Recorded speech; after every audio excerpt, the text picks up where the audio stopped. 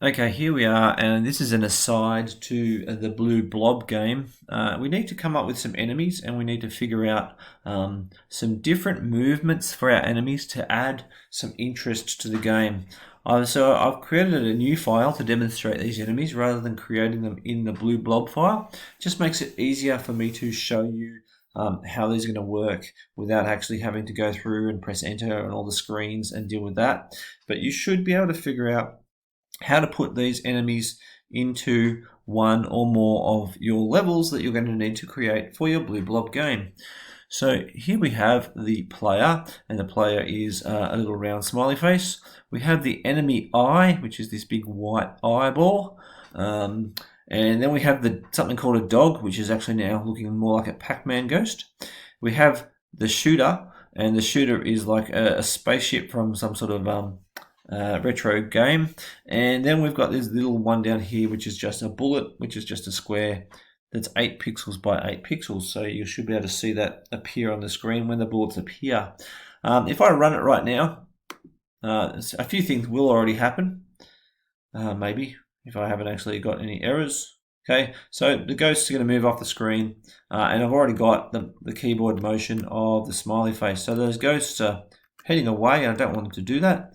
But that is one type of motion you could have, and you could put a move wrap. So we've got the move wrap on the player. You could put the move wrap on the ghost as well so that they stay on the screen.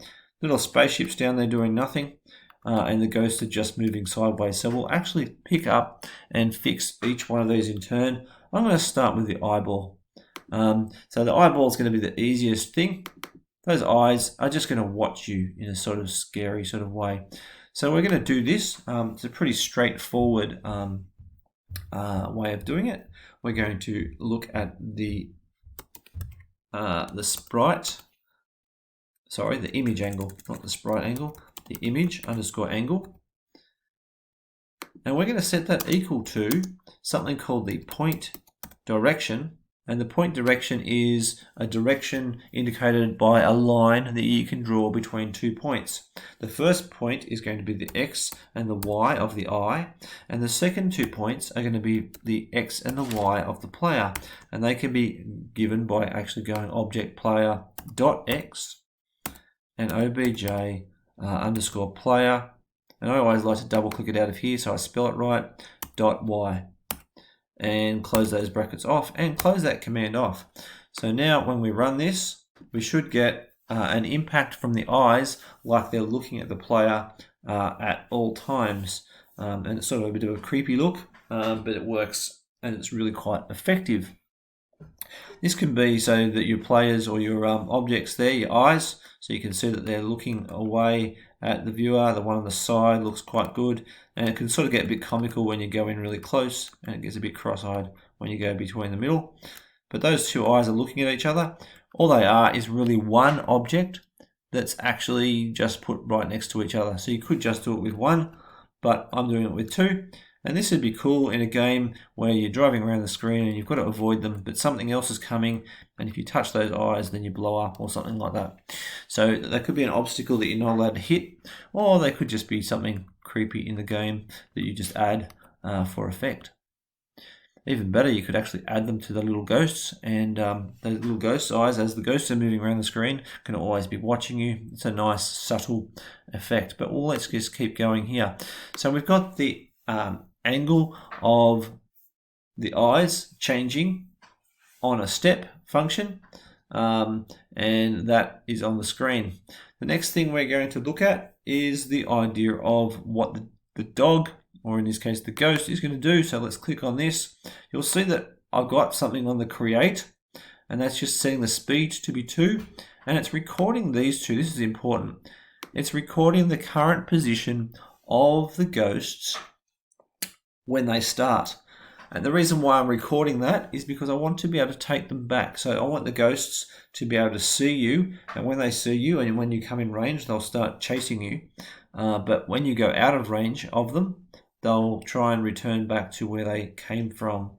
And we're going to do that in code in the step command. So it's going to look in the step command. So the first thing I'm going to do is try and get them to go straight for you. and it's basically going to use the direction. So rather than actually using, I used before, the image angle, I'm going to use the direction, same command as before, is equal to point underscore direction. That's it, the one there. And it's going to be same as before, x, comma y, comma obj underscore p for player, dot x, comma obj underscore player dot y. And you can see that that's going to appear like so. So we've got our direction of our player, and because it's already got a speed, as soon as we go on, they're going to start hunting you down. So they're going to be a bit slower than the player, so that it gives the player time to try and avoid them. But once we run it, so here you go, they're going for me. And as I move around, you'll see that they're actually following me. And if I go off the screen over here, they're going to jump a bit back at me. So they're always going to be going for me. I don't really quite want that, because eventually they'll all get into the same position and they'll never separate. So once they get into the same position, they're never really going to separate, and they're all sort of stuck on top of each other, and they're never going to separate. So I don't really want them to stay together, and I also don't want them to chase me unless I'm close enough for them to actually chase me. And also you can see that they're jittering over here. So let's fix a few things. So the first thing I'm going to do is I'm going to basically play around with a few things. The first thing I'll say is if distance underscore to object, and the object that's going to be the distance to is the player, obj underscore player, that one there, is, let's just say it is less than 300, then we'll set the direction. There we go, the direction, and then we'll select the speed. This is going to be equal to 2, and then we'll close that out, and we'll go else, so otherwise, and we'll say speed equals 0. So they're going to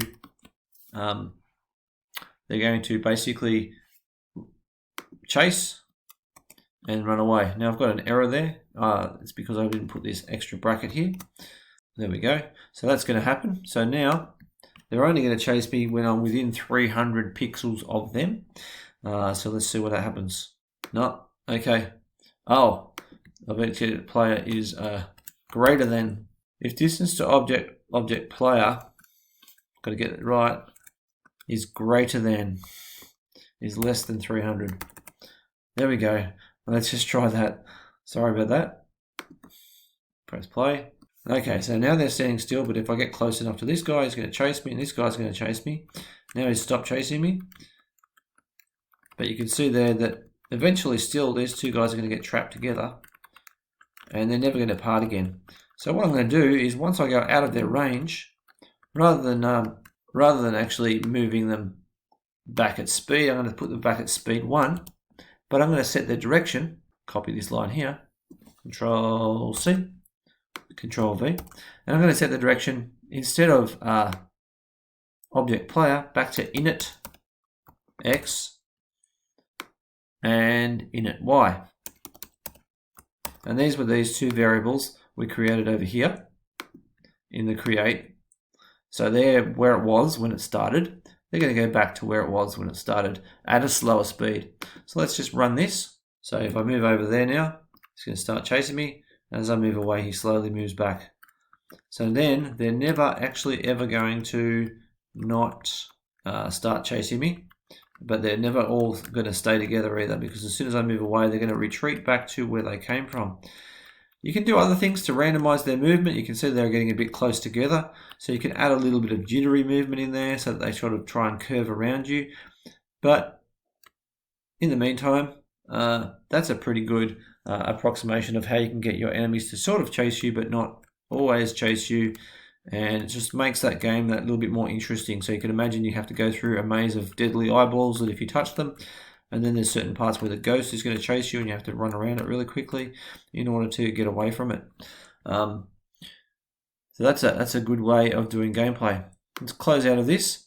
The final thing we're going to do now is create our shooter. So I'm going to double click into the shooter, and the shooter is going to have these things here. Now I've done it a slightly different way here. It's going to set a variable called ship angle to point in the direction, and then it's going to set the image angle to change. That's still going to make it work. So if I press play, it's now pointing at me everywhere I go. So that's just like the eyes, it's pointing at me. So now if we imagine it's going to shoot. So how do we do that? Let's just close here and look at the command. So the command to make it shoot, we have bullet butt objects. So there's a bullet object over here. So let's actually make it shoot. So basically up here, we're going to create something called an instance. So we're going to create a variable, var inst, and you've sort of got to do it that way for this one. So then we've got inst, so the instance, got to spell it right, is going to be equal to, or set equal to, instance underscore create, and we're going to create it in a layer. That's important to be able to create it in a layer. This is the layer we're going to be creating it in. We're going to create it at position X, so that we're going to create it where the turret is, or the spaceship is, and at position Y. And then we're going to create it in the instances layer, and it needs to be spelt exactly as it's spelt there. And the object we're going to be creating is obj underscore bullet. Now if we just do that, it's going to create a bullet on this part of the ship, but it's not going to do anything. So we're going to use a special command called with, and with the instance inst, so with this variable, when we talk about this variable inside here, we're actually talking about the last bullet that was created. We're going to give it a speed of, let's just say the speed equal to 10. You can make it faster later. And we're going to give it a direction, and the direction is a bit tricky, but the direction isn't of the instance. The direction is from the other, which is just happens to be the ship. Other refers to the other thing that we're dealing with in this this particular code. So that's going to be the ship, and we're going to say we're going to use the variable ship underscore angle. So that's why I created that variable up here, so I could use it twice. Okay, so the ship angle is going to fire off. Now if we run this, we have this extremely rapid fire, deadly bunch of bullets that's just almost a straight line of bullets. You can see a bit of a space. So we can't deal with that. We need to cope in a different way. So we're going to go into create, and you'll see I've got something called a fire delay and a delay counter. Those variables are created when the shooter gets created. The fire delay I'm going to set to, let's just start with 50, and the delay counter is 0. And this is a special way of creating a lag or a loop that will actually only fire every now and then. So what we're going to say is we're going to wrap this whole section of code here inside a loop. So we're going to indent that across. So it's going to go inside this particular loop here, and we're going to say, sorry, inside an if statement. If the fire delay is equal to, or 2 equals, is the same as delay counter, then we're going to do what's inside here. But that's never going to happen because our delay counter is always equal to 0, and our fire delay is currently equal to 50. So what we'll do down here is we're going to say delay counter plus plus, which means that every time the step happens, it's going to go up by 1, which eventually means it will get to equal to this. That means that the bullet will fire, but it'll only ever fire once. So what we'll then do is in here, as soon as this happens, we'll reset the delay counter back to 0. and it will go through, and then it will start counting back up from 0 up to the fire delay, and then it will shoot, and then it will go back around again. So that way we've got this ability to create a bit of a lag in our shooting. Let's press run. So there you go, it's shooting at me at nice regular intervals. You can also do it that it only shoots at you when you're in range. You can also have it moving around the screen so that it sort of flies around and just shoots at you as it's going past. But you can definitely have a range of enemies. You can play with some of the parameters here, or you can look up videos on how to do your own enemies on YouTube as well. But these are 3 different enemies that you can have. Notice that none of the hit testing works, so if that bullet actually hits me, there it is, nothing happens, and if the ghost lands on me, nothing happens. So you need to actually add the activity to that to make you either lose life or lose a bit of health or something like that in order to make the game more usable. And you need to use a couple of these ideas in your BlueBlob game.